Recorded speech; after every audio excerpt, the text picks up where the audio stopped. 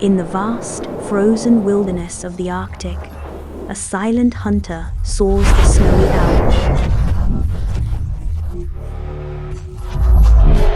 With striking white feathers and golden eyes, this bird blends perfectly into its snowy surroundings, becoming nearly invisible to both prey and predator. Unlike most owls, snowy owls are active during the day. They rely on keen eyesight and sharp hearing to hunt small animals, especially lemmings.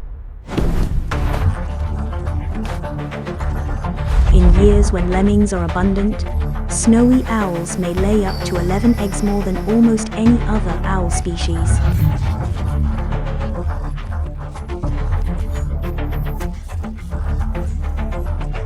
Males are often pure white, while females have dark speckles across their feathers.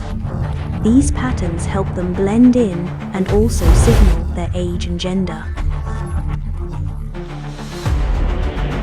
As winter deepens, some snowy owls migrate south in search of food, reaching parts of Canada, the US, and even northern Europe.